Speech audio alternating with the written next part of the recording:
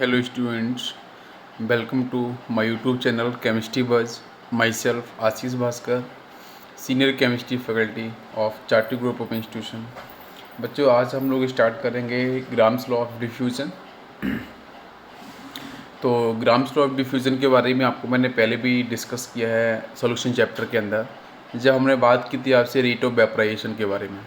तो rate of vaporisation की जब मैंने वहाँ पे आपकी बात की थी तो मैंने बोला था कि रेट ऑफ वेपराइजेशन जो होगा वो आपका inversely proportional to square root of density आपका डिफाइन मैंने किया था। ठीक है, तो वहाँ पे मैंने आपको बोला था कि ग्राम्स लॉ के बारे में जब मैं आपको गैस स्टेट पढ़ाऊँगा तो ज़्यादा डिस्कस करूँगा। ठीक है, तो चलो स्टार्ट करते हैं। तो ग्राम्स लॉ ऑफ डिफ्यूज़न में हम बेटा एक्चुअली किसको डिफाइन करते हैं, पहले मैं आपको वो बताऊँ। यहाँ पे दो टर्म आपको मिलेंगे, डिफ्यूज़न और एफ्यूज़न। ठीक है, तो ग्राम्स लॉ ऑफ डिफ्यूज़न जो बेसिकली बेटा डिफाइन करेगा रेट ऑफ डिफ्यूज़न और एफ्यूज़न को। ठीक है, तो रेट ऑफ डिफ्यूज़न आप बोल सकते हो या फिर रेट ऑफ एफ्यूज़न बोल सकते हो। ठीक है, अब क्वेश्चन क्या है कि डिफ्यूज़न क्या है, एफ्यूज़न क्या है। तो पहले इनकी डेफिनेशन को हम लोग समझ लेते हैं। तो डिफ्यूज़न बेसिकली क्या है, पहले मैं डिफ्यूज़न को बताऊंगा आपको।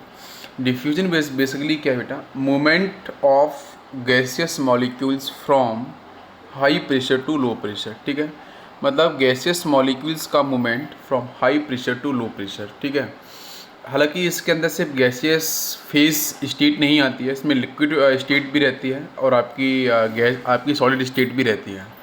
तो एक्चुअली मैं अगर इसकी डेफिनेशन को मैं सिंपल तरीके से बोलूँ तो movement of molecules from the region of high pressure या higher concentration to lower concentration. ठीक है, दिस इज़ कॉल्ड डिफ्यूजन। और मैंने आपको जब ऑस्मोसिस और डिफ्यूज़न पढ़ाई थे तो उसमें भी आपको डिस्कस किया था मैंने इसको। ठीक है, और बट व्हाट इज़ द एफ्यूज़न। एफ्यूज़न की अगर मैं सिंपल अगर लैंग्वेज में बात करूँ तो एफ्यूज़न भी एक तरीके से बेटा डिफ्यूज़न ही है, बट इसके अंदर जो प्रोसेस रहता है बेटा वो डेफिनेटली हाई प्रेशर से लो प्रेशर के अंदर ही मूवमेंट होगा मॉलिक्यूल्स का, बट यहाँ पे एक आपको पिन होल मिलेगा। ठीक है, तो पिन होल बोल सकते हो, स्मॉल होल बोल सकते हो, या फिर आप टाइनी होल बोल सकते हो। ठीक है, तो इनमें से आपको मैं स्पेसिफाई कर देता हूँ कि डिफ्यूज़न के अंदर आपको जो होल्स मिलता है बेटा वो काफ़ी बिगर होल होता है एज़ कम्पेयर टू एफ्यूज़न। तो एफ्यूज़न के अंदर बस देखो डिफ्यूज़न एफ्यूज़न में कोई खास ऐसा डिफरेंस नहीं है, दोनों ही लगभग एक जैसे ही हैं। हाई प्रेशर से लो प्रेशर बेटा रीजन मूवमेंट होगा है ना मॉलिक्यूल्स का, या हायर कॉन्सेंट्रेशन से लोअर कॉन्सेंट्रेशन आपका मूवमेंट हो जाएगा। बट डिफ्यूज़न के अंदर आपका बिगर होल होता है और इफ्यूज़न के अंदर आपका पिन होल होता है जहाँ से आपके मॉलिक्यूल्स का मूवमेंट होगा। ठीक है, तो ये बेसिक आपकी डेफिनेशन हुई है डिफ्यूज़न और इफ्यूज़न की। क्लियर है? Okay, note down. बच्चों मैं डिस्कस करूँगा यहाँ पे प्रैक्टिकली डिफ्यूजन प्रोसेस को समझने के लिए। तो यहाँ पे आपको दिख रहा होगा कि मैंने एक बहुत ही सिंपल से मैंने एक कंटेनर एक मैंने बीकर लिया हुआ है और इसमें बेटा मैंने क्या यहाँ पे होल्ड किया है। सपोज़ आपका ये रीजन फर्स्ट हो गया है, ठीक है, ये आपका रीजन सेकंड हो गया है। ठीक है, तो फर्स्ट रीजन में बेटा जो आपका जो भी गैस अवेलेबल है, सपोज मान लेते हैं बेटा ऑक्सीजन गैस है। ठीक है, उसका बच्चों प्रेशर कितना है, 10 atm है। जब ये 10 atm प्रेशर है और बेटा बीच में मैंने यहाँ पे बिगर होल जनरेट किया है, तो बिगर होल जैसे बेटा होगा तो कहीं ना कहीं अगर आप ऐसे भी बोल सकते हो बेटा सेकंड रीजन के अंदर प्रेशर सपोज आपका 0 atm है। कितना है? 0 atm सपोज आपका डिफाइंड है। ठीक, तो बेटा मैंने बोला था कि डिफ्यूजन के अंदर आपका हाई प्रेशर रीजन से आपका लोअर प्रेशर रीजन के अंदर मूवमेंट होगा मॉलिक्यूल्स का, तो डेफिनेटली आपका मूवमेंट बेटा फर्स्ट रीजन से सेकेंड रीजन की तरफ आपका इजीली हो जाएगा। और कब तक मूवमेंट होगा? ये मूवमेंट बेटा तब तक होगा जब तक बेटा आपका सेकेंड रीजन का जो प्रेशर 0 atm मैंने लिया था बेटा वो इंक्रीज होकर 5 atm तक ना पहुंच जाए, और जो बेटा फर्स्ट रीजन के अंदर आपका 10 atm प्रेशर था गैस का बेटा वो 5 atm ना हो जाए। मतलब सीन सिंपल सा है कि फर्स्ट रीजन और सेकेंड रीजन के अंदर आपको इक्विलिब्रियम कंडीशन आपकी सेटिस्फाइड हो जाएगी। मतलब दोनों साइड आपके प्रेशर जैसे इक्वल हो जाएंगे तो वहाँ पे आपका जो मूवमेंट होगा आपके मॉलिक्यूल्स का वो आपका स्टॉप हो जाएगा। तो इसको हम लोग बोलते हैं this is called diffusion. Clear है? अंडरस्टैंड? ओके, चलो नेक्स्ट एग्जाम्पल की बच्चों हम लोग बात करेंगे। यहाँ पे जैसे मैंने आपको यहाँ पे दिख रहा होगा कि मैंने यहाँ पे आपको कंटेनर लिया हुआ है, जहाँ बेटा मैंने फर्स्ट साइड पे आप देखो तो मैंने बेटा ऑक्सीजन गैस लिया जिसका प्रेशर कितना है बच्चों, 10 atm। सेकेंड साइड आपको दिख रहा होगा बेटा यहाँ पे मैंने जो ब्लू कलर से डिफाइन किया एटम्स, ये बेटा आपकी N2 गैस है जिसका प्रेशर कितना है आपका 1 atm है। अब क्वेश्चन क्या है कि बेटा बीच में मैंने जैसे होल्स किया तो होल करने के साथ आपको समझ में आ रहा होगा कि आप अगर सोच रहे हो कि भाई 10 ATM जो आपका हाई प्रेशर है, इधर आपका लो प्रेशर है बेटा आपके N2 का, तो हाई प्रेशर से लो प्रेशर की साइड क्या आपका मूवमेंट होगा। तो बच्चों आप ध्यान से देखो, बिल्कुल भी यहाँ पे आपका हाई प्रेशर से लो प्रेशर की साइड मूवमेंट N2 और O2 को लेके नहीं होगा। भाई गैसेस तो आपके यहाँ पे डिफरेंट है ना, जब डिफरेंट गैसेस हैं तो हम डिफरेंट गैसेस के रिस्पेक्ट में ही हम बात करने वाले हैं। मतलब O2 का बेटा इधर आपका हाई प्रेशर है फर्स्ट में, या आपके सेकंड में बेटा O2 का प्रेशर कहीं ना कहीं बिल्कुल आपका है ही नहीं, मतलब जीरो है, तो भाई O2 का मूवमेंट आपका इधर से इधर हो जाएगा। ये क्लियर है, ओके। लेकिन जब आप ध्यान से देखो बेटा, N2 का प्रेशर कितना है 1 ATM, बट आपके सेकेंड साइड में है ये, बट फर्स्ट साइड में देखो बेटा आपका ये N2 का प्रेशर कितना है, दैट इज दी 0 ATM। तो भाई N2 का मूवमेंट बेटो क्या, N2 का जो मूवमेंट होगा वो आपका बेटा किधर से किधर होगा, N2 का मूवमेंट हो जाएगा आपका from second region to first region. तो N2 का मूवमेंट तो आपका इधर से इधर हो जाएगा, और O2 का मूवमेंट आपका, तो इसका मतलब क्या, अगर ध्यान से देखना, आपको कंपैरिजन नहीं करना है O2 और N2 के प्रेशर को लेके, आपको क्या देखना है कि जो ऑक्सीजन है उसका प्रेशर बेटा फर्स्ट साइड में कितना 10 ATM, सेकेंड साइड में कितना है 0, मतलब वहाँ तो ऑप्शन है ही नहीं है ना। और सेकेंड साइड में बेटा N2 का प्रेशर कितना है 1 ATM, बट फर्स्ट साइड में कितना है N2 का आपका 0। तो कहीं ना कहीं O2 और N2 का जो मूवमेंट होगा वो आपका मतलब इजीली बेटा आपका दोनों साइड होगा, अपोजिट साइड भी होगा। और फाइनली क्या होगा, जब बेटा आपका देखो N2 का प्रेशर 1 ATM था, तो भाई N2 का मूवमेंट कब स्टॉप होगा, N2 का मूवमेंट तब बेटा स्टॉप होगा जब दोनों साइड आपका 0.5 ATM हो जाएगा, मतलब इक्विलिब्रियम। और बेटा O2 का मूवमेंट बेटा कब स्टॉप हो जाएगा, जब दोनों साइड में आपके बेटा 5 ATM और 5 ATM आपका हो जाएगा बेटा आपका प्रेशर। क्लियर है, तो आपके O2 का मूवमेंट रुक जाएगा। तो फाइनली आप देख रहे होगे कि यहाँ पे आपको जो कॉन्सेप्ट है वो काफ़ी इंपॉर्टेंट है। तो बहुत से बच्चे क्या सोचते हैं कि भाई O2 का आपका कितना प्रेशर है 10 ATM, N2 कितना है 1, तो सीधा वो इधर से बेटा मूवमेंट करते हैं, रिजल्टेंट मूवमेंट क्या होगा, नेट मूवमेंट क्या होगा, बोलेंगे कि O2 टू N2 साइड हो जाएगा। ऐसा नहीं है, यहाँ पे मूवमेंट दोनों साइड होगा, और इंडिविजुअल हम गैस को लेके बात करते हैं उसके प्रेशर को लेके। क्लियर ये concept, okay, note down. Yes बच्चों, नेक्स्ट कॉन्सेप्ट पे हम लोग चलते हैं। नेक्स्ट कॉन्सेप्ट में हम लोग बात करेंगे रेट ऑफ डिफ्यूज़न। ठीक है, तो जो आपका रेट ऑफ डिफ्यूज़न है बच्चों, रेट ऑफ डिफ्यूज़न यहाँ पे अगर आपको दिख रहा है तो लिखा है मैंने inversely proportional to square root of molar mass. ठीक है, तो मोलर मास की बेटा होता है इन्वर्सली प्रोपोर्शनल। तो पहले तो मैं एक आपसे सिंपल सा टर्म बोलूँगा कि भाई ठीक है, inversely proportional to molar mass आपका डिफाइन हो चुका है। तो यहाँ पे बेटा कांस्टेंट क्या कह रहता है, कांस्टेंट आपको रखना पड़ेगा प्रेशर, टेम्परेचर, एरिया। तो एक्चुअली में हम लोग जो यहाँ पे बात कर रहे हैं, ये बच्चों हम लोग बात कर रहे हैं कि जब आपका प्रेशर, टेम्परेचर और एरिया आपका जब कांस्टेंट होगा, तो उस केस में आपका जो रेट ऑफ डिफ्यूजन होगा वो आपका inversely proportional to under root of molecular mass होगा, जो भी आपको सब्सटेंस गिवन है, चाहे सॉलिड, चाहे लिक्विड, चाहे यहाँ पे गैसेस फेज के अंदर। क्लियर है, ओके। अब मैं बात करूँगा एक बहुत ही बेसिक सा टर्म। सपोज मान लेते हैं कि बेटा हमारे पास एक एटम ये है और सेकेंड एटम आपके पास ये है। सपोज ये जो एटम है बेटा, फर्स्ट एटम जो मैंने यहाँ पे बताया आपको, और ये आपका ये सेकेंड एटम है। फर्स्ट एटम बेटा सपोज हम लोग मान लेते हैं कि आपका लाइट वेटेड है, ठीक है, और जो सेकेंड आपका जो एटम है ये बेटा किसी मॉलिक्यूल्स का हो सकता है, ये आपका सेकेंड एटम बेटा सपोज हैवी है।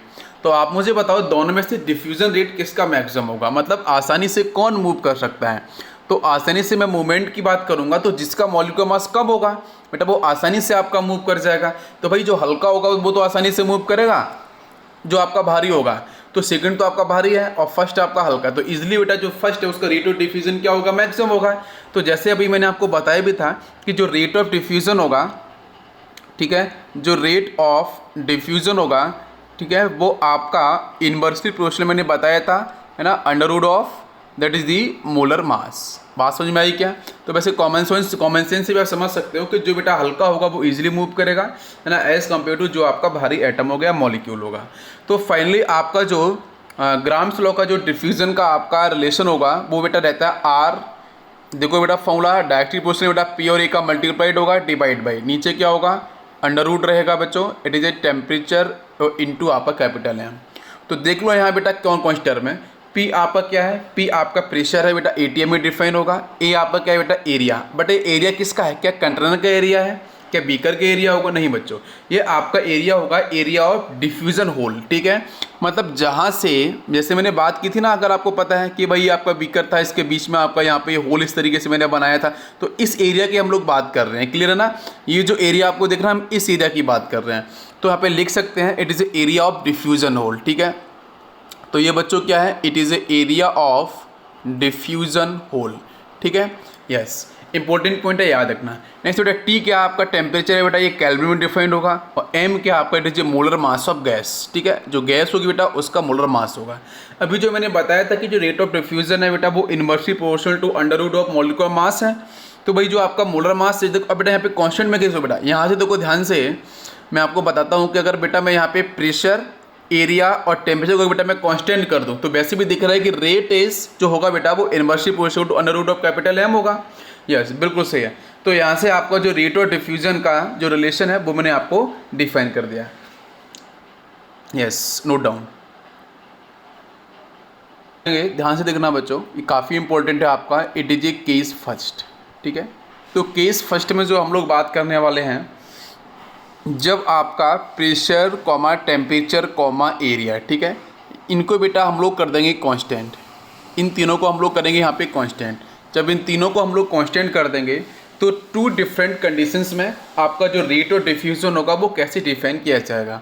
तो आपको पता है कि बेटा फर्स्ट कंडीशन में क्या होगा कि R1 is inversely proportional to under root of first बेटा मोलर मास हो जाएगा। लेकिन की बात करोगे तो R2 ये बेटा आपका यहाँ से अंडर रूट M2 हो जाएगा। ये बात आपको समझ में आई। तो यहाँ से मैं रिलेशन बनाऊँ तो R1/R2 आप लिख सकते हो, तो बेटा क्या बनेगा, ये आपका आ जाएगा बेटा इनवर्सली प्रोपोर्शनल है, इसलिए आपका M2 ऊपर चला जाएगा और M1 आपका नीचे आएगा। तो आपका ये बना रिलेशन, ठीक है। अब इस रिलेशन में आपको बेटा यहाँ पे कैपिटल M क्या है, मोलर मास दिख रहा है। अच्छा अब मैं बात करूँगा बेटा डेंसिटी को लेके भी, यहीं पर अगर आपका मोलर मास आ चुका है तो आपको मैंने पहले पढ़ाया था कि डेंसिटी इज इक्वल टू, ठीक है, क्या होता है बेटा basic formula, molar mass divide by 2, ये आपको पता है। तो कहीं ना कहीं बेटा मोलर मास हमारे सामने आ चुका है तो हम डेंसिटी को रिलेट कर सकते हैं, because it is directly proportional density in molar mass. तो आपका जो रिजल्टेंट बनेगा बेटा R1 divide by R2 is equal to हम लिख सकते हैं बेटा under root M2 divide by M1 in terms of density क्या होगा बेटा, डेंसिटी आपका डायरेक्टली प्रोपोर्शनल आपके मोलर मास के, तो आपका D2 डिवाइड बाई D1। इसको आप फटाफट से नोट करो, क्लियर है बेटा, समझ में आया होगा, वेरी इंपॉर्टेंट।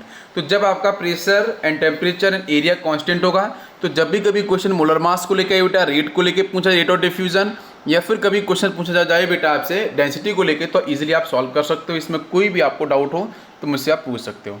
एनी डाउट नहीं है? ओके। और एक चीज़ मैं आपको और बता देता हूँ कि डेंसिटी बेटा हमने एब्सोल्यूट डेंसिटी के बारे में भी पढ़ा था जब P V equal to NRT की हम लोग बात कर रहे थे आइडियल केस की, तो PM divide by R into T, ठीक है। तो इसके अंदर जो एब्सोल्यूट डेंसिटी के अंदर भी देख सकते हो आप, जो डेंसिटी है बेटा वो भी क्या है, directly proportional to molar mass है। तो इसको भी नोट डाउन कर लो आप, ये आपके कॉन्सेप्ट समझने के लिए है ना, बाकी ऐसा कुछ इसमें डिफिकल्ट नहीं है, क्लियर है? ओके। इसके बाद बच्चों अब हम बात करेंगे meaning of rate of diffusion, ठीक है। तो नेक्स्ट आपका हेडिंग होगा meaning of rate of diffusion, ठीक है बच्चों। तो रेट ऑफ डिफ्यूजन का एक्चुअली मीन क्या है, तो बच्चों हम लोग यहाँ पे बेसिकली 3 मीन्स के बारे में बात करेंगे। तो फर्स्ट पॉइंट आपको फटाफट से लिखना है। पहला पॉइंट हम बात करेंगे इन terms of volume of gas, ठीक है, इन terms of volume of gas, ठीक है। गैस के वॉल्यूम के बारे में हम लोग लेके बात करेंगे यहाँ पे, ठीक है। तो जब हम बेटा यहाँ पे बात करेंगे वॉल्यूम को लेके कि रेट का आपका एक्सप्रेशन क्या बनेगा, तो जरा आप ध्यान से सोचना, ठीक है। जैसे बच्चों मान के चलो मैंने यहाँ पे एक बीकर लिया है मैंने कंटेनर, बेटा बीच में एक मैंने होल कर दिया है, ठीक है भाई। आपका ये आपका फर्स्ट पार्ट है, ये आपका सेकेंड पार्ट है। फर्स्ट पार्ट के अंदर बेटा जो भी गैसेस आपकी बेटा अवेलेबल है, ठीक है। इधर आपका सपोज हाई प्रेशर है, इधर प्रेशर आपका सपोज P1 है, इधर आपका प्रेशर P2 है, P1 बेटा प्रेशर मैक्सिमम है, ठीक। अब यहाँ पे आपकी मैं ऐसे बात कर सकता हूँ, 2 डिफरेंट सिचुएशन के लिए बात कर सकता हूँ। तो उस केस में मैं एक्चुअली पूछूंगा कि भाई वॉल्यूम के साथ रेट का रिलेशन क्या होगा। तो आपको पता है ये जो रेट है बेटा बेसिकली स्पीड है। अगर आप देखोगे तो रेट का बेसिकली मीन क्या है, स्पीड है भाई, कि जो आपका पर्टिकुलर जो होल है उस होल से कितना वॉल्यूम गैस आपका डिफ्यूज़ हुआ है। तो भाई जो आपका वॉल्यूम डिफ्यूज़ हो रहा है बेटा वो एक टाइम के रिस्पेक्ट में हो रहा होगा। भाई टाइम कहीं ना कहीं आपका टाइम टेकन जो होगा, हम बात करें टाइम टेकन बेटा किसके रिस्पेक्ट में, वॉल्यूम ऑफ गैस डिफ्यूज्ड। तो बेसिक इसका फॉर्मूला क्या बनेगा मुझे बताओ जरा, R इक्वल टू आपको समझ में आया होगा, that is the volume of gas जो आपकी डिफ्यूज्ड हुई है, ठीक है, उस होल से, डिवाइड बाई जो आपका टाइम टेकन होगा। क्लियर है? तो बेसिक फॉर्मूला क्या बना, small r is equal to volume of gas diffuse divide by time taken. तो भाई हम टू डिफरेंट सिचुएशन ले लेते हैं और बनाते हैं इसका फॉर्मूला। R1/R2 क्या बन जाएगा बच्चों, जल्दी से बताओ। ये बनेगा आपका B1 divide by T1 first case में, नीचे क्या होगा आपका B2 डिवाइड बाई T2। तो रिजल्टेंट क्या हो जाएगा बच्चों, तो आपको मैंने M2 डिवाइड बाई M1 तो आपको डिफाइन पहले से ही किया था, इट इज इनवर्सली प्रोपोर्शनल। तो यस, इसको नोट डाउन करो, वेरी इंपॉर्टेंट ये रिलेशन जब बेटा वॉल्यूम के बारे में बात की जाएगी। क्लियर है? ओके, लिख लिया ऐसे। चलो अब चलते हैं हम लोग नेक्स्ट पॉइंट पे। तो नेक्स्ट बेटा आपका जो सेकंड पॉइंट हम लोग यहाँ पे बात करने वाले, ये भी काफ़ी इंपॉर्टेंट है, इन टर्म्स ऑफ डिस्टेंस ट्रेवल्ड। एक क्वेश्चन और बनता है, एक बेटा वॉल्यूम को लेके बन सकता है जो मैंने आपको डिस्कस किया। Next is distance travelled. तो भाई आपकी जो डिस्टेंस आपकी ट्रेवल की जा रही है उस डिफ्यूज्ड गैस के द्वारा, तो भाई उसके रिस्पेक्ट में आपका कहीं ना कहीं बेटा जो आपकी डिस्टेंस ट्रेवल करेगा तो भाई टाइम के रिस्पेक्ट में ही करेगा ना। तो आपका बेसिक फॉर्मूला क्या बनेगा जब डिस्टेंस के बारे में बात की जाएगी, तो रेट इज इक्वल टू हो जाएगा आपका दैट इज डिस्टेंस ट्रेवल्ड, ठीक है, distance travelled by gas divide by जो आपका टाइम टेकन होगा, यही बनेगा फॉर्मूला। तो मुझे बताओ यहाँ पे रिजल्टेंट फॉर्मूला क्या बन जाएगा डिफरेंट कंडीशंस में, तो R1/R2 बनेगा by distance travel divide by time taken. For first case R1 defined हो गया, next D2 divide by T2 ये आपका सेकेंड केस में डिफाइन हो गया, और रिजल्टेंट हमारे पास था ही बेटा that is M2 divide by M1। Clear है मोलर मास के रिस्पेक्ट में?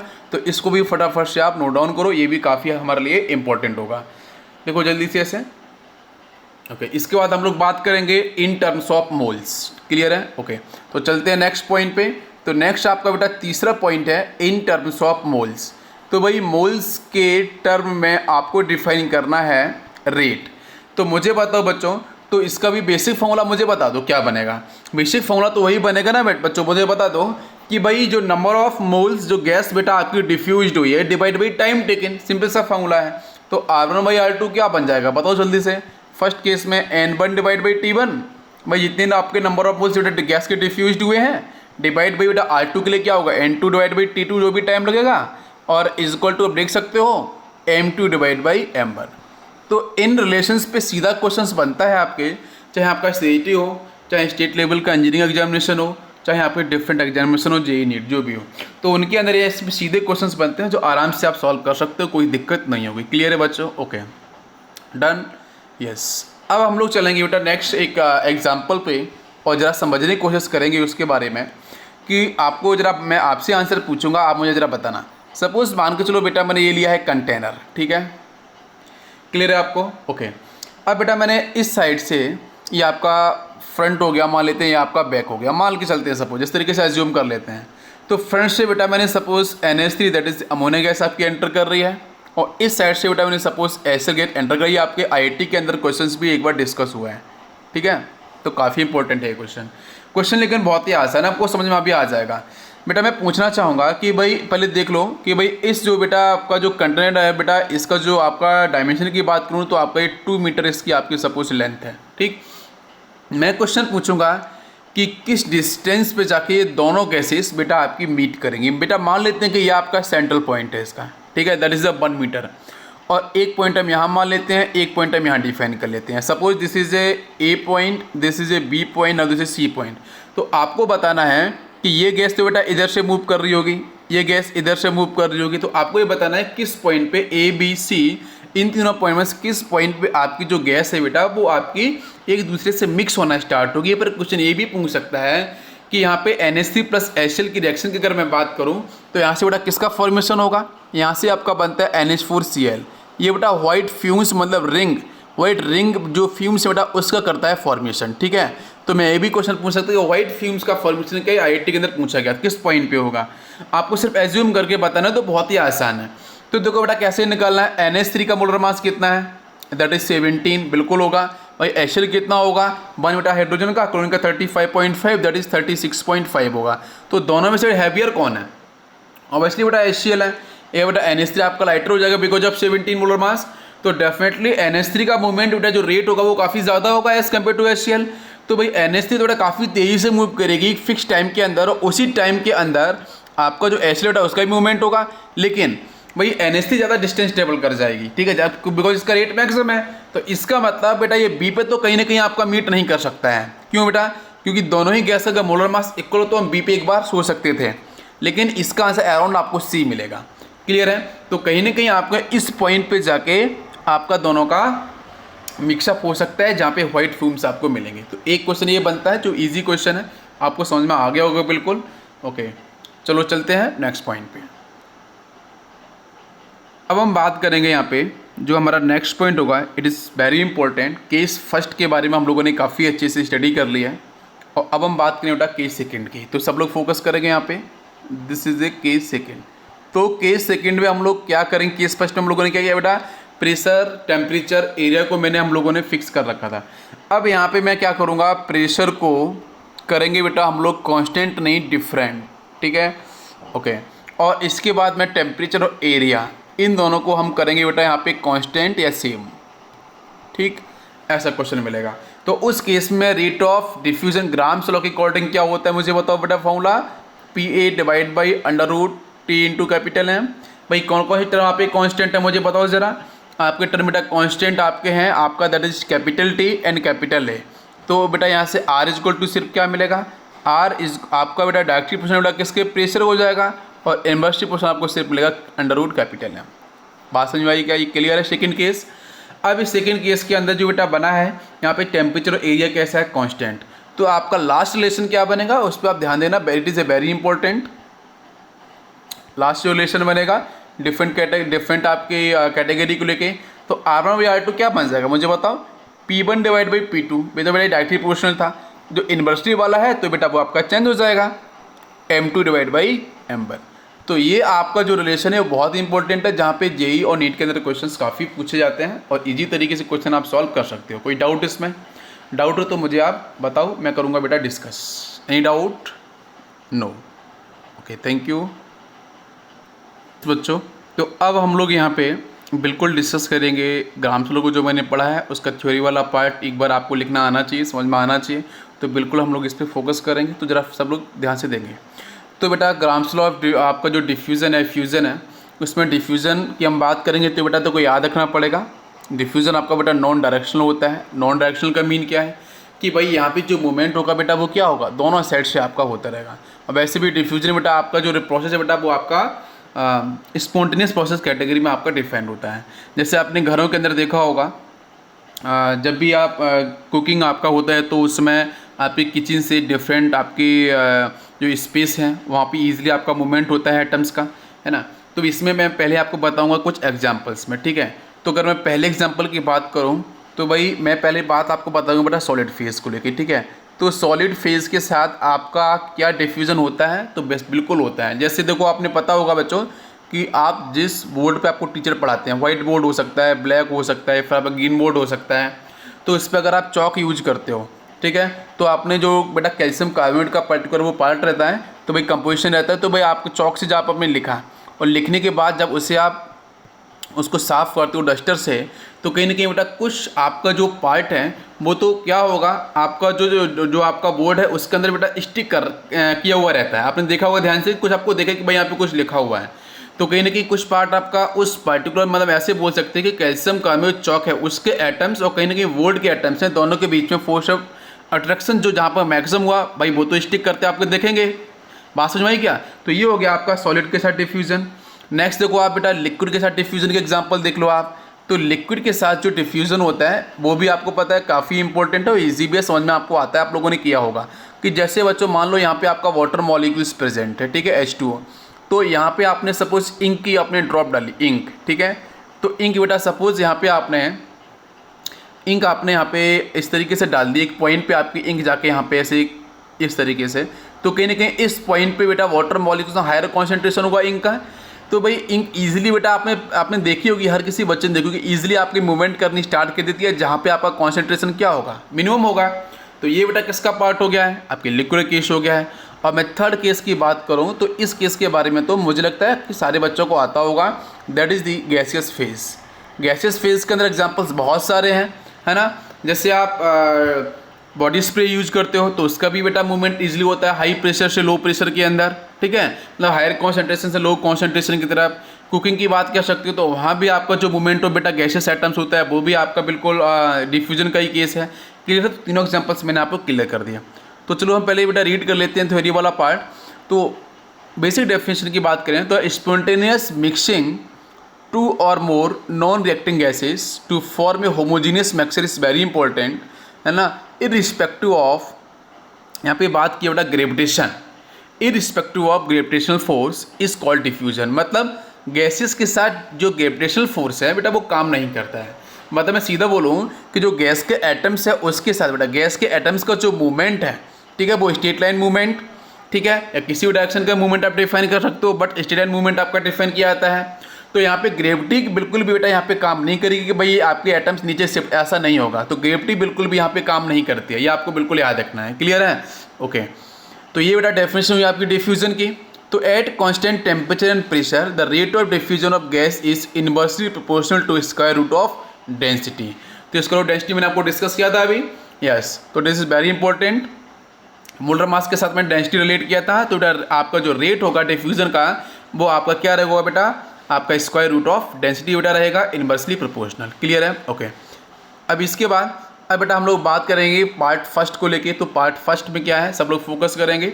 पार्ट फर्स्ट में मैंने डिस्कस करने आया है कि फॉर द डिफरेंट गैसेज, जैसे मैंने बात की डिफरेंट कंडीशंस को लेके, तो भाई R1/R2 क्या बनेगा, √d2 डिवाइड बाई d1।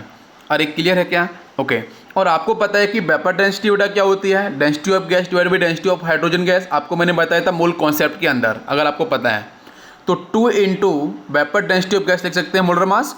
तो मोलर मास बेटा मैंने रिलेट किया था, तो उससे हम बेटा रिलेट कर सकते हैं इस डेंसिटी के साथ। और डेंसिटी आपको पता है, तो भाई मोलर मास बेटा क्या बन जाएगा बताओ मुझे, d2 इज इक्वल टू बनेगा d2 डिवाइड बाई हाइड्रोजन बेटा आपकी density of hydrogen gas, d1 क्या बन जाएगा आपका d1 divide by density of H2।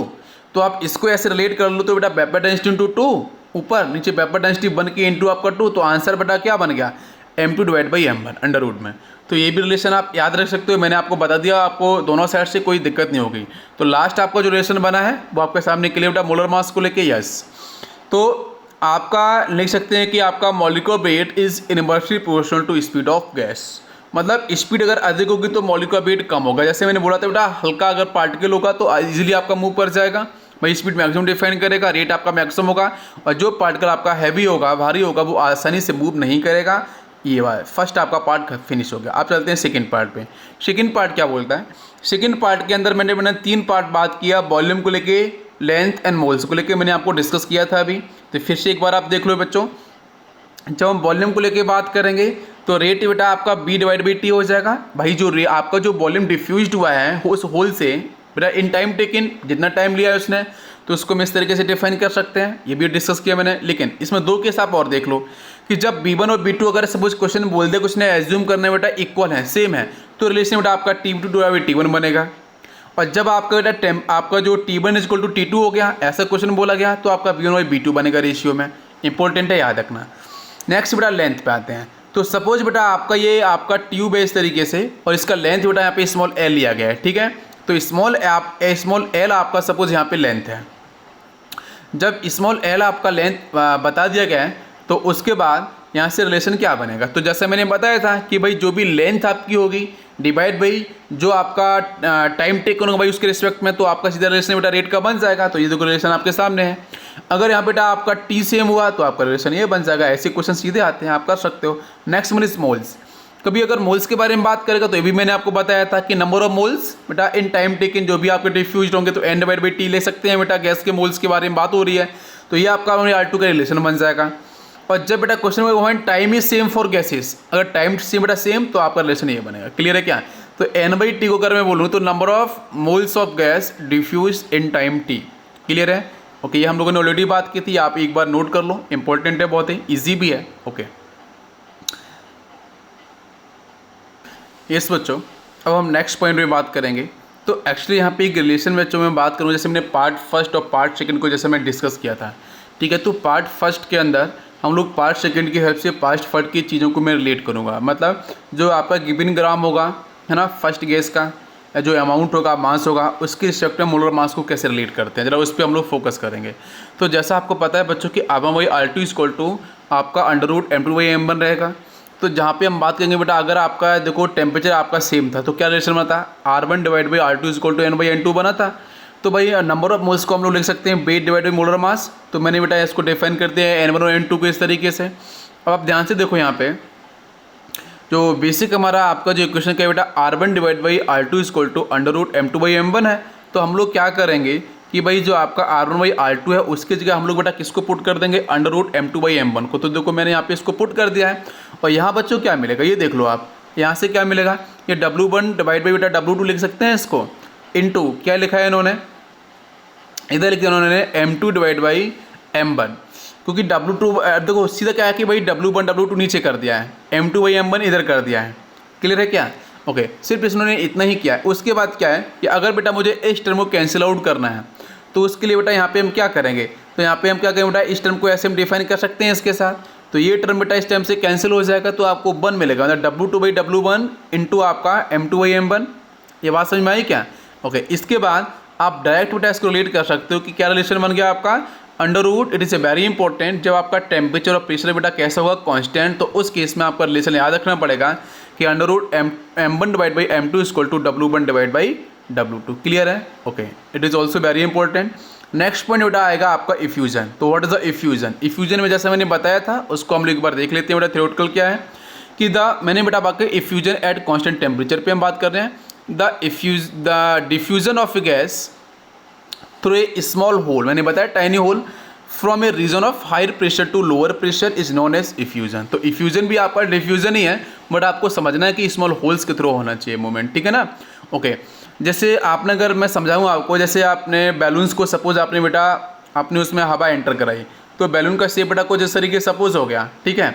और उसमें अगर बेटा आपका कहीं एक पिन होल है तो आप देखो बेटा वहाँ पे जो गैसेस है बेटा वो काफ़ी स्लोली आपकी वहाँ से आपकी निकलती रहेगी, और जो बेटा आपका ये जो बैलून होगा बेटा ये कुछ इस शेप का हो जाएगा, है ना जी, कुछ टाइम के बाद होगा कि नहीं होगा। तो एक्चुअली में उस प्रोसेस को हम लोग बोलते हैं इफ्यूजन। और इसी तरीके से आप मानो कि जब आपके पास बैलून है, आपने उसमें बेटा हवा को फिल कर दिया, एयर फिल कर दिया, तो भाई उसका शेप कुछ इस तरीके से हो गया, है ना? और यहाँ पे एक बेटा होल आपका जो आपका यहाँ पे एक होल मैंने कुछ, जैसे बेटा मैंने उसको ओपन किया तो यहाँ से गैस काफ़ी तेज़ी से निकलेगी, और जो बेटा बैलून है उसका मूवमेंट कुछ इधर होगा कुछ इधर, इस तरीके से आपका डिफरेंट डायरेक्शन मूव करके वो फाइनली बेटा आपका बिकॉज स्मॉल साइज का इनिशियल कंडीशन में आपका पहुँच जाएगा। तो उसको हम लोग बोलते हैं डिफ्यूजन। डिफ्यूजन मैंने आपको प्रैक्टिकली बता दिया। अब देखो ध्यान से इधर, तो हम लोग बेटा यहाँ पे फोकस करते हैं कि टेम्परेचर पे कांस्टेंट रहना चाहिए और higher pressure to lower pressure आपका मूवमेंट होना चाहिए, और वही आपका डिफ्यूजन में रहता है, वही इफ्यूजन में होता है। बट इफ्यूजन के अंदर small hole is very important, वो आपको याद रखना पड़ेगा, ठीक है? बाकी ग्राम्स लॉ के बेटा ग्राम्स लॉ दोनों के लिए एप्लीकेबल होता है, डिफ्यूजन के लिए भी और इफ्यूजन के लिए भी, ठीक? चलो नेक्स्ट पॉइंट। तो यहाँ पे बेटा मैंने एक पर्टिकुलर मैंने इसे बीकर लिया है, और इस बीकर के अंदर बेटा मैंने एक ए गैस एक मैंने बी गैस, इसके अंदर आपकी फिल है। उसके बाद जैसा अगर यहाँ पे अगर मैं बात करूँ कि आपका जो कैपिटल एम आपका जो ए गैस और कैपिटल एम आपका बी गैस है ना, ये आपका मैक्सिमम है। तो एक्चुअली मैं अगर मैं ऐसे बोलूँ कि आपके पास जो बीकर था उस बीकर में बेटा 2 गैसेस थी, एक बी गैस थी ए गैस थी, जहाँ से सिर्फ आपकी जो बी गैस बेटा रेट इसका डिफ्यूजन आपका मैक्सिमम हो रहा है। भाई बी गैस आपकी काफ़ी तेज़ी से जा रही है, तो कहीं ना कहीं बी गैस मैक्सिमम बी का रेट जैसे मैक्सिमम होने का मतलब हल्की गैस है ना, तो इसका मतलब उसका जो कैपिटल एम की जो वैल्यू होगी वो डेफिनेटली कम होगी। तो रिजल्ट हम इस तरीके से डिफाइन कर सकते हैं। तो किसी भी क्वेश्चंस में आपको ऐसे लिखा मिलेगा तो आप अंडरस्टैंड कर सकते हो, जो बहुत ही इंपॉर्टेंट है। Next point is constant temperature पे जो रिलेशन आपका बनता है बच्चों प्रेशर के साथ, वो आप देख लो यहाँ पे, that is R1 divide by R2 is equal to क्या बनेगा, P1 divide by P2 under root M2 divide by M1। ये भी आपके ग्राम्स लॉ से मैंने डिफाइन किया है। नेक्स्ट वन इज एग्जाम्पल आप देख लो बेटा, एग्जाम्पल आपका CO2 एंड O2 गैस है बेटा, कार्बन डाइऑक्साइड और ऑक्सीजन गैस है। जहाँ पे आपको रेशियो डिफाइन करना तो रेशियो देखो कुछ इस तरीके से बन जाएगा, ठीक है? और आपको वैल्यूज गिवन होंगी, वैल्यूज पुट करना है बेटा, और इजीली आप जो भी पूछा गया आप निकाल सकते हो। क्लियर है? ओके। इसके बाद में डिफ्यूजन का आपका रिजल्टेंट क्या बनेगा, एक साथ आप देख लो यहाँ पे, जो काफ़ी इंपॉर्टेंट है। एट टेम्परेचर बेटा कांस्टेंट, उस पर हम बात कर रहे हैं। तो देख सकते हो बेटा R1 is equal to R2 is equal to, first देखो जब सिर्फ M के बारे में बात की जाएगी तो इन दोनों को लगा देना under root M2 by M1। जब बेटा रेट के साथ बेटा बात की जाए कुछ इस तरीके से भाई वॉल्यूम के बारे में, तो आप ये देख लो V1 divide by V2 into T2 divide by T1। अब इस केस में अगर उसने बेटा वॉल्यूम बेटा बोल दिया कि सेम है तो आपका ये रिलेशन बच जाएगा, ठीक है? ये भी आप याद रखना है। नेक्स्ट वन इज बेटा लेंथ को लेके देख लो बेटा, मैंने एक साथ मैंने बात की है, तो L1 divide by L2 is equal to T2 divide by T1। और अगर उसने बेटा आपके T1 T2 को उसने बेटा सेम मान लिया, कांस्टेंट मान लिया, तो आपका देखो नेक्स्ट रिलेशन ये बन जाएगा L1 डिवाइड बाई L2। और next one is number of moles, number of moles को लेकर ये रिलेशन है, जहाँ पे उसने नेक्स्ट रिलेशन की बात की है कि जब आपका टेम्परेचर कांस्टेंट होगा तो बचेगा N1 बाई N2। अभी क्वेश्चन में देख लो ध्यान से क्या है कि अगर उसने बच्चों सपोज इस रिलेशन को इसके साथ यूज किया तो भी आप कर सकते हो, इसको इसके साथ यूज किया तो आप देख सकते हो ये इंटर रिलेशन मैंने यहाँ पे जनरेट कर दिया है। सिर्फ अगर आप इसको भी अगर आप समझ जाओगे तो ये भी आप बहुत ही इंपॉर्टेंट है, आप विद इन सेकेंड चीज़ों को कर पाओगे जो बहुत ही ईजी होगा। ठीक है बच्चों, ओके। इसके बाद अब बच्चों हम एक दो क्वेश्चन करेंगे यहाँ पे समझने के लिए जो भी पढ़ा था। तो पहला क्वेश्चन आप ध्यान से पढ़ो कि 4 gram of oxygen gas diffuse through a very small hole, how much, यहाँ पे आपके गैस के बारे में डिफाइन कर रहे हैं, that is the I think hydrogen gas, how much gas would be diffused under identical condition. तो जहाँ पे बेटा फर्स्ट आपका है 1 ग्राम, सेकेंड ऑप्शन इज 2 ग्राम, 3 ग्राम, 4 ग्राम। तो क्या करना है आप देख लो, आपको बेटा मोलर मास से रिलेट करना है, और यहाँ जो बेटा आपको गिवन है ग्राम ग्राम के साथ। तो देखो बेटा रिलेशन आपको समझ में आया क्या, अंडर रूट एम, देखो जिसके बारे में पूछा गया है उसी चीज़ को आपको रिलेट कर सकते हो। तो समझ लो बेटा, अगर मैं बोलूँ तो सीधा आप ग्राम्स का फॉर्मूला याद रखो, आप सीधा ग्राम का रिलेशन याद रखो, बाकी चीज़ों का आप रिलेट कर सकते हो ईजिली। तो 32 डिवाइड बाई आपका 2 हो जाएगा बेटा ऑक्सीजन और हाइड्रोजन का molar mass is equal to gram बेटा किसका है ऑक्सीजन का, that is 4 divide by x, x की वैल्यू अपन को निकालनी है, दैट इज दी 1। तो आंसर बेटा क्या होगा, फर्स्ट ऑप्शन इज करेक्ट। ठीक है, इजी क्वेश्चन है, ऐसे क्वेश्चन ही बनते हैं, बहुत डिफिकल्ट नहीं बनते हैं। तो नेक्स्ट क्वेश्चन पे देखो, same temperature and pressure how many times helium diffuse faster than SO2 gas, CO2 gas, CH4 gas and O2 gas. Question काफ़ी अच्छा है, डिफरेंट आपके केसेस बनेंगे और इसको हम रिलेट करेंगे। तो रेट के साथ बेटा किसको तो कंपेयर किया गया है, आप मुझे बताओ। सेम टेम्परेचर प्रेशर उसने पहले ही बोल दिया, तो समझ में आपको आना चाहिए कि रिलेशन बनेगा बेटा R1 divide by R2 is equal to under M2 divide by M1। तो SO2 गैस के बारे में पहले बात कर लो, फिर CO2 गैस के बारे में बात कर लो, फिर O2 के बारे में बात कर लो, और CH4 के बारे में बात कर लो। तो सबके रेट को हम डिफाइन करेंगे बेटा किसके रिस्पेक्ट में, हीलियम के रिस्पेक्ट में, राइट। यस, तो फर्स्ट मैंने क्या है आपका rate of helium diffuse divide by rate of SO2, आपने बेटा क्या है तो कितना बेटा 4 टाइम्स आपका डिफाइन हुआ। यहाँ देखो आप बेटा इन केस ऑफ CO2 तो आपका अंडर 11 टाइम्स आपका डिफाइन हुआ है। नेक्स्ट केस देखो CH4 वाला केस आपको दिख रहा होगा, तो यहाँ बेटा कितना टाइम्स हुआ है, दैट इज आपका ऑब्वियसली यहाँ पे तो रेट ऑफ CH4 देखोगे तो आपका रेट ऑफ हीलियम आपका उसी तरीके से डिफाइन है। यहाँ पे क्या है 2 अंडर रूट 2 आपका डिफाइन कर रहा है। तो यहाँ से आपका देख सकते हो कि जो क्वेश्चन में पूछा गया था कि how many times the rate diffuse faster, ठीक है, तो सबके बारे में डिफाइन कर दिया भाई कितना आपका फास्टर होगा, है ना, हीलियम का। तो इजी है, ये भी क्वेश्चन आपका सॉल्व हो गया। ओके, क्लियर है बच्चों। यस बच्चों, अब हम लोग बात करेंगे नेक्स्ट क्वेश्चन की। तो सब लोग पहले से रीड करो ध्यान से और क्वेश्चन को हम लोग सॉल्व करेंगे। क्वेश्चन है आपका, volume of helium gas is diffused in 20 second, ठीक है। इस यहाँ पे लिखा है आपका बाई अंडरवुड आपके ब्रैकेट के अंदर जो आपका लिखा है that is 128, okay, and 20 ml of O2 gas took 10 second to diffuse through the. यहाँ पे आपको एक होल्स के बारे में बात की जा रही है, और बेटा कॉन्स्टेंट आपका क्या है, टेम्परेचर है एंड प्रेशर है। फिर पूछा है the value of y divide by 2 की वैल्यू कितनी होगी, मतलब बेसिकली पहले y निकालो फिर आप डिवाइड बाई 2 कर दो तो आंसर आपका हो जाएगा, ठीक है ना। तो चलो भाई ऑप्शंस आपके सामने गिवन है, तो कैसे सॉल्व करना है पहले वो देख लो। आपको जो रेट ऑलरेडी क्वेश्चन में दिया है तो देखो कितना दिया है वो आप देख लो। R1 इज इक्वल टू आपको अगर मैं देखूँ तो बेटा कितना हो जाएगा, that is by into under root 128 divide by that is the 20, ठीक है। ओके, ये आपका डिफाइंड हो गया। तो R2 बेटा देख लो, R2 क्या होगा, इट इज़ 20, टाइम कितना है बेटा, दैट इज 10 सेकेंड, तो 20 डिवाइड बाई आपका कितना 10 हो जाएगा, ठीक है। और यहाँ कितना होगा बेटा, ये आपकी जो वैल्यू मैंने वॉल्यूम के बारे में बात कर रहा है और टाइम के वॉल्यूम और टाइम, तो कहीं ना कहीं रेट का क्वेश्चन क्या बनेगा बेटा, वॉल्यूम आपको डिफ्यूज हुआ है डिवाइड बाई टाइम टेकन, तो R1 R2 तो डिफाइन हो गया है भाई। R1 R2 का बेटा मॉलिक्यूलर वेट का रिलेशन क्या होता है वो देख लो आप। फर्स्ट केस में बेटा कौन सी गैस आपकी है, हीलियम गैस है। नेक्स्ट बेटा कौन सी गैस है, ऑक्सीजन गैस, तो 32 बाई आपका 4 हो जाएगा भाई, यूनिवर्सिटी क्वेश्चन होता है ना इसलिए। तो बस बेटा रेट की वैल्यू यहाँ से लो, आप यहाँ पुट करो और बेटा आप इक्वेट करो, तो यहाँ से आपको बाई की वैल्यू मिलने वाली है दैट इज 10, बाई बाई 2 कहाँ से दैट इज दी 5, तो आई थिंक आपको थर्ड ऑप्शन इज करेक्ट हो जाएगा। नेक्स्ट क्वेश्चन देखो, ए गैस विद द फॉर्मूला आपको यहाँ पे गिवन है आपका CnH2n+2, ऑब्वियसली आपको यहाँ पे क्या दिख रहा है बेटा, एल्केन फैमिली दिख रही है, हाइड्रोकार्बन्स, डिफ्यूज थ्रो पोरस का मतलब आपका होल से रिलेटेड है। यस। फिर बोला है इसने कि rate of 1/6 of the rate of diffusion of H2 gas, the formula of gas क्या होगा, तो आपको हाइड्रोकार्बन यहाँ पे दे रखे हैं। ओके, आसान क्वेश्चन है, सबके सब CnH2n+2 के जनरल फॉर्मूले को कहीं ना कहीं आपके अगर फॉलो कर रहे हैं तो क्लियर है। तो हम लोग फटाफट से सॉल्व कर लेते हैं पहले, ठीक है। तो चलो, तो आप देखो यहाँ पे जो मॉलिक्यूलर फार्मूले को अगर बेटा मैं रिलेट करूँ, मुझे वो बताओ, अगर मैं मॉलिक्यूलर फार्मूले को मैं रिलेट करूँ CnH2n+2 के जो बेसिक जनरल फॉर्मूला होता है बेटा हाइड्रोकार्बन्स, अगर एल्केन की बात कर रहे हैं, तो उसका जो मॉलिक्यूलर फॉर्मूले का अगर बेटा मैं रिलेशन बताऊँ तो इट इज 14n+2। आप यहाँ अगर n की वैल्यू 0 पुट करो, 1 पुट करो, हालांकि 0 तो पुट नहीं कर सकते, कार्बन आपका 0 डिफाइन हो जाएगा, तो हाइड्रोकार्बन कैसे बनेगा, तो 1 से पुट करोगे, है ना। तो उस तरीके से 1 पुट करोगे तो 16, तो मतलब CH4 डिफाइन हो जाएगा।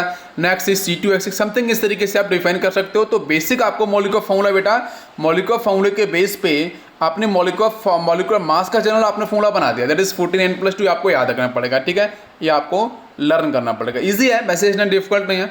अब आते हैं रेट पे, तो रेट का रिलेशन देख लो बच्चों, ऊपर क्या है, एक रिलेशन आपको दे रखा है 1/6, तो 1/6 को हम लोग लिख सकते हैं कि rate of gas divide by rate of H2 equal to 1/6 equal to क्या हो जाएगा, इक्वल टू देखो बेटा मॉलिक्यूलर वेट की बात कर रहे हैं ना, मॉलिक्यूलर मास की, तो आपका बेटा हम बात करें हाइड्रोजन के रिस्पेक्ट में, तो √2 बेटा ऊपर हो जाएगा, नीचे आपका मोलर मास ऑफ जो भी गैस होगी।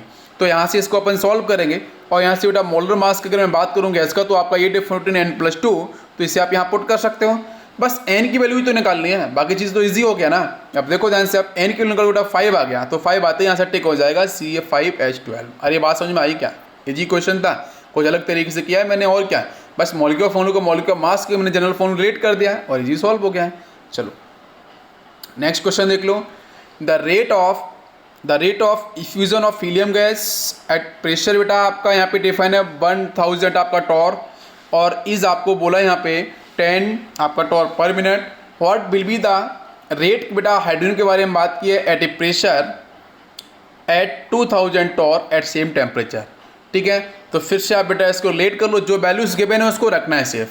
तो अब मुझे बताओ फर्स्ट केस में R1 की वैल्यू कितनी है और आपकी कौन सी वैल्यू पूछी गई है, तो आपको रेट के बारे में पूछा है भैया, हाइड्रोजन के रेट के बारे में पूछा है, लेकिन फर्स्ट रेट आपको दिया है इट इज 10 बेटा ऊपर हो जाएगा, यूनिट पे याद रखना बच्चों, नीचे आपका रेट ऑफ हाइड्रोजन हो जाएगा H गैस इक्वल टू, अब यहाँ जो रिलेशन है वो इंपॉर्टेंट है।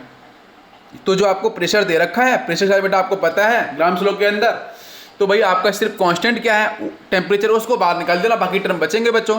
तो देख लो आप बेटा P1 कितना है आपका 1000, P2 कितना बेटा हो रहा है दैट इज 2000, इधर आपका 2/4 हो जाएगा, ठीक है। इसको सॉल्व करो तो यहाँ से आपको आंसर मिलेगा कि भाई रेट ऑफ जो हाइड्रोजन आपका होगा that is 20 × √2 torr per minute. Clear है क्या? ओके, इजी क्वेश्चन था, हो गया सॉल्व। नेक्स्ट क्वेश्चन देखते हैं जरा, ये क्वेश्चन काफ़ी अच्छा है, IIT के अंदर डिस्कस भी हुआ है, और देखो आप लोग सॉल्व कर लोगे easy. Pure O2 diffused through a, यहाँ पे आपको एक एपरेचर की बात की जा रही है, बट होल्स के बारे में बात की जा रही है इन 2 to 4 सेकेंड, ठीक है, इजी है, समझ में आया आपको। Where as mixture of O2 and another gas containing 80% oxygen diffuse from the same aperture, मतलब वही होल से आपका पास हो रहा है, डिफ्यूज हो रहा है, but at average time it is 2, 3, 4 second. What is, जो पूछा गया है वो आपको मिक्सचर के बारे में, जो गैस है उसके बारे में आपको कहीं ना कहीं चीज़ें आपको डिस्कस कराने को बोलेगा, ठीक है। तो क्वेश्चन एक बार आप रीड कर लो, फिर हम लोग इसे सॉल्व करते हैं और आंसर आपका क्या होगा। तो मिक्सचर ऑफ गैस के बारे में, आपका मॉलिक्यूलर मास ऑफ गैस के बारे में डिस्कस कर रहा है, तो देख लो आप क्या है क्वेश्चन में। तो सबसे पहले लिख लो बच्चों, यहाँ पे आपका T2/T1 √m मिक्सचर/m O2, ये हमने बेटा निकाला है आपके ग्राम्स लॉ से फॉर्मूले से। तो m मिक्सचर क्या हो जाएगा वो आप देख लो, यहाँ से आपका रिलेशन आ जाएगा, ये आपकी वैल्यू आ जाएगी।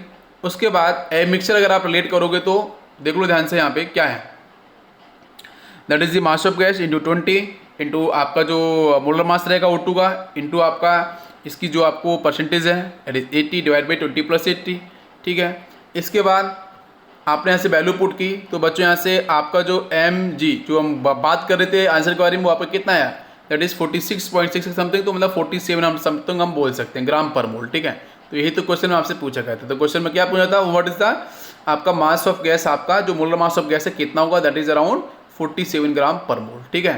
तो मोलर मास निकल के आ गया, आसान ये भी क्वेश्चन था, ओके ठीक है। बाकी क्वेश्चन हम लोग नेक्स्ट लेक्चर के अंदर करेंगे। और नेक्स्ट लेक्चर के अंदर बच्चों हम लोग पढ़ेंगे काइनेटिक थ्योरी ऑफ गैसेस, जो काफ़ी इंपॉर्टेंट होगा। ओके, इसको रीड करो, कोई डाउट हो, कोई डिसीजन हो तो मुझसे पूछना। Okay, thank you.